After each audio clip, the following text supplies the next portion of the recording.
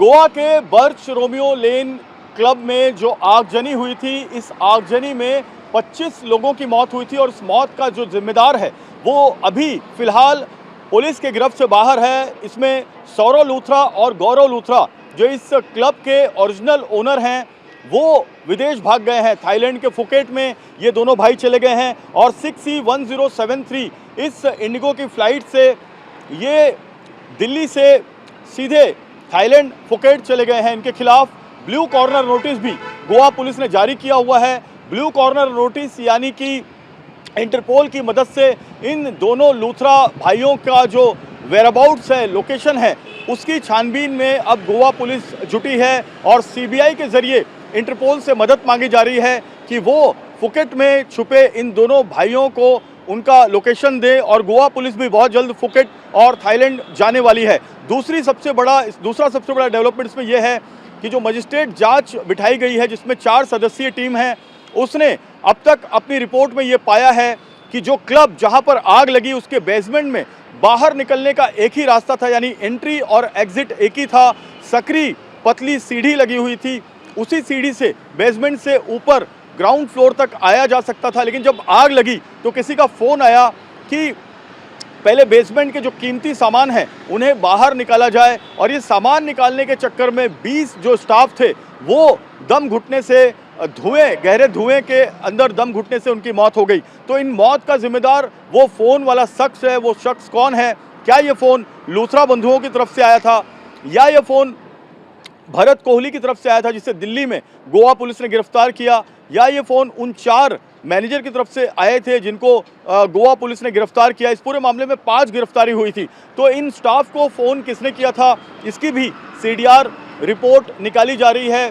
जो कर्मचारी staff club के अंदर मरे हैं आग लगने के बाद, उनके कॉल डेटा रिकॉर्ड्स को चेक किया जा रहा है और उसमें उन लोगों के नंबर ढूंढे जा रहे हैं जिसने फ़ोन किया था। दूसरी महत्वपूर्ण बात यह है कि रवि घाड़ी नाम के एक ओरिजिनल मालिक ने, जो क्लब के ज़मीन का मालिक है, उसने भी एक आरोप लगाया है सुरेंद्र खोसला पर। सुरेंद्र खोसला वो शख्स है जिसने रवि घाड़ी जो गांव के एक किसान हैं उनसे ये ज़मीन 2004 में उसने खरीदी थी। वहाँ पर उन्होंने अपना एक इलीगल क्लब बनाया था, ऐसा आरोप है।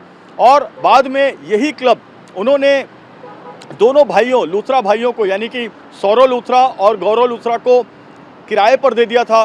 सौरव और गौरव ने बाद में इस क्लब को ख़रीद लिया और उसके बाद रोमियो लेन नाम का यहाँ पर इलीगल क्लब बनाया गया। रोमियो लेन में कई अनियमितताएं थी जिसमें फायर ब्रिगेड के नॉर्म्स को फॉलो नहीं किया गया था, जिसमें जो सिविल अथॉरिटी है उसके नॉर्म्स को फॉलो नहीं किया गया था, एफडीए के नॉर्म्स को फॉलो नहीं किया गया था। और ये तमाम जो अनियमितताएं थी, इसके बावजूद ये क्लब पूरे रात भर चलता था। लकड़ी, कपड़े, रैगजीन का ये क्लब बनाया गया था, जिसकी वजह से जब आग लगी तो आग बहुत तेज़ी से फैली और इसमें 25 लोगों की मौत हो गई। सबसे महत्वपूर्ण बात इसमें यह है कि मजिस्ट्रेट की रिपोर्ट 2 दिन में आनी है। उसके बाद इसमें कई सरकारी अधिकारियों पर भी गाज गिर सकती है। 3 सरकारी अधिकारी फिलहाल जिन्होंने ये सारी अनुमति एनओसी दी थी उनको निलंबित करके उनके खिलाफ जांच बिठा दी गई है और इस मामले में गोवा क्राइम ब्रांच भी अब जांच में जुट गई है और पता ये लगाया जा रहा है कि और ऐसे कितने क्लब हैं गोवा में, साउथ गोवा में और नॉर्थ गोवा में, जो नियमों को ताक पर रखकर अपना क्लब चला रहे हैं और आम सैलानियों की जान को जोखिम में डाल रहे हैं। उनके खिलाफ भी कार्रवाई होगी।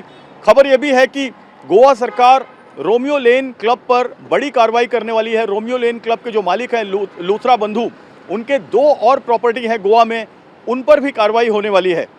तो जांच जारी है, कार्रवाई तेज है और गोवा क्लब मामले में इन्वेस्टिगेशन लगातार चल रही है। कैमरामैन सुभाशीष और सुशील शुक्ला के साथ जयप्रकाश सिंह, TV9 भारतवर्ष।